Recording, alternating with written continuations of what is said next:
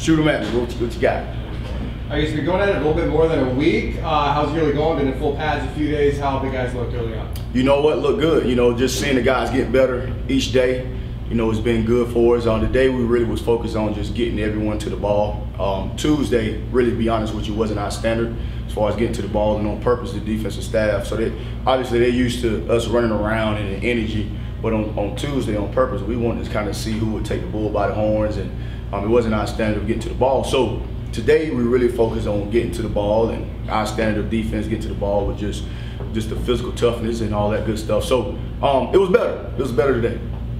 First scrimmage on Saturday. What are you hoping to see in one of the earlier scrimmages this spring? I just wanted to make sure we're tackling well, being a better tackling group.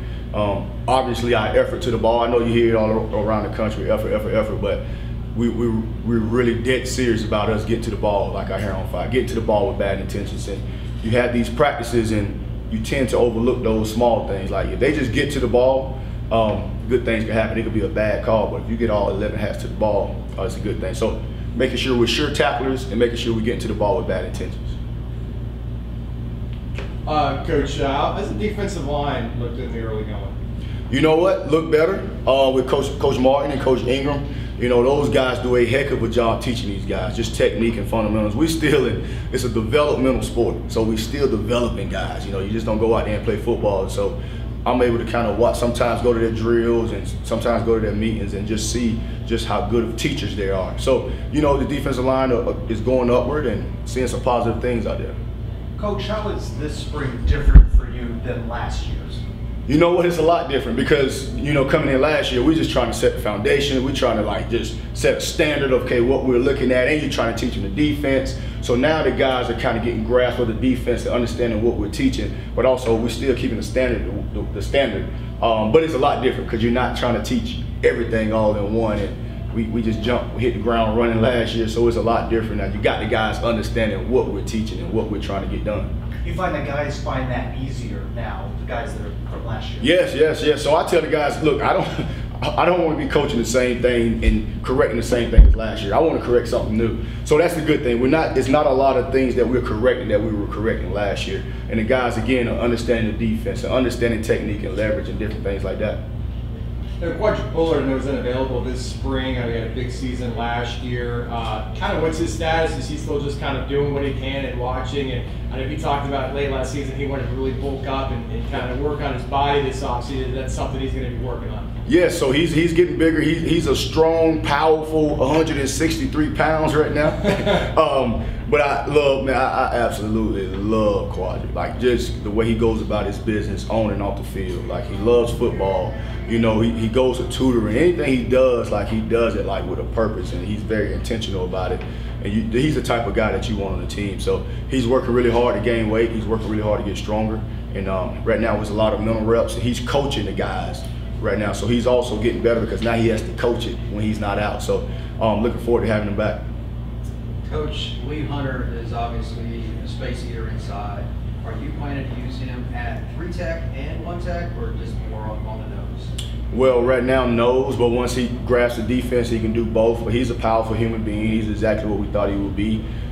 As he come in and continue to learn the defense, you'll see him more out there once he grasps the whole just outlook of the defense. But what you see is a powerful human being. Like he can move people, which is always good.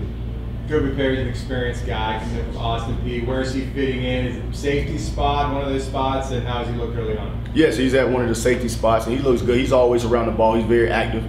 Just right now, just teaching him, just balancing body control. He's the type of guy when we put the pads on and we're tackling, I'm pretty sure he'll jump off the field. He's just a guy, he loves ball. And now he's got to just control all of that movement with his balance and body control, but I'm happy that we have him. Staying in the secondary, how is a young guy like William Wells progressing this spring, and what do you want to see out of him this year? You know what? He's actually progressing really well. You could just see, you know, at first as a freshman, there was so much defense and he's just trying to line up. Now it's kind of slowing down for him. You know, he's doing some good things out there for us. Jeremiah, are you seeing the things from him at linebacker, you know, maybe kind of besides was more of a leader? We talked to him the other day. He was talking about how that's really important to him. Like he was telling guys, you could call him day or night about anything, he'll be there. What are you seeing from him in that aspect? he is the leader, and he's taking the bull by the horns. He'll break the defense down, and I mean, it's multiple guys. You know, Josh Seliscar is the same type of guy that likes to lead and likes to break the defense down, and Jeremiah's the same way. Just looking for him to take it now to a next level. He has the skill set. He's what you're looking for skill set wise in linebacker. He's important to him. You know, I mean, he's another one. Everything that he does, like, he goes 100 miles an hour with his academics. He's awesome in his academics. On the field, just trying to teach the young linebackers, always meeting, always doing the extra things. Like, he's a superhuman being. I could go on and on about Jeremiah. I mean, I really, really like him. You have Jason Johnson transferring in. You have Bryson Armstrong from the FCS level. What's the transition like, the learning curve from FCS to FBS? The learning curve, I mean, football is football. You know, it just depends on what each guy, you know, just like Kobe Perry is coming in, what he learned at his last place and things that make him comfortable. But if they understand football, they understand football, and it's our job to teach them. It's our job to develop them. You know, you have to do extra different things, whether it's doing voiceovers and sending them a voiceover on the computer so they can listen to different things like that. So you got a guy like Bryson and Kobe that's coming from FCS, and both of those guys, like Bryson, was able to help us, and we're looking forward to Kobe helping us this year as well.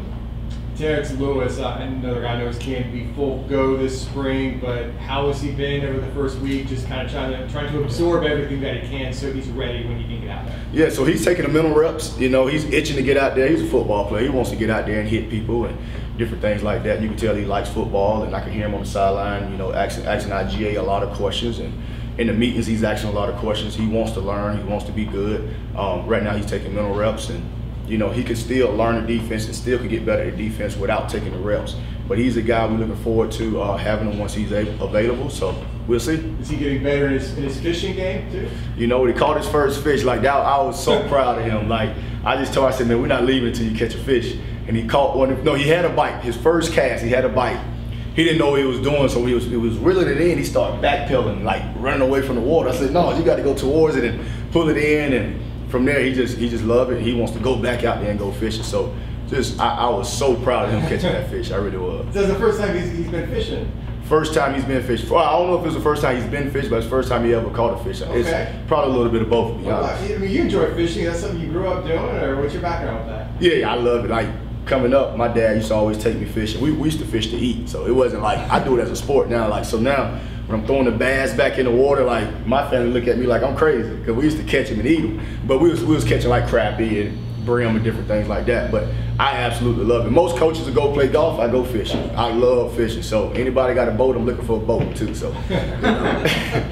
Coach K.D. McDaniel, do you like him better standing up or hand down playing like 5'10"? You know what? He was at Kentucky. He stood up a lot. He was in that ear. He was their jack. So he was used to blitzing off the edge and dropping. We have him doing some stuff. He has to take on blocks and different things like that. That's a little different for him. But we also have some stuff that he did at Kentucky that he's going to be really good at. He's getting better at playing the run as well. So a little bit of both. A little bit of both. He's going to have to go both ways as far as being a jack to being a 5 technique. Sometimes a 4-eye, depending on what we're calling. But he's doing a great job. He come to practice with the right attitude, and he's trying to get better every day. How important is this Saturday in a scrimmage just to kind of look at a depth chart? Are there some spots where guys are competing and maybe they can sort of separate with a good scrimmage? Yes, so it's all good out there when you got bump tempo when you just kind of bump them and let them go. Then you have tracking, but real football is tackling. We want to see who can tackle, and like Coach Malzahn always say, we want to see who can block and who can hold on to the ball, and so you can really see who's a good football player when the tackling is involved. So it's going to be a good deal for us as far as evaluation. So I'm looking forward to it.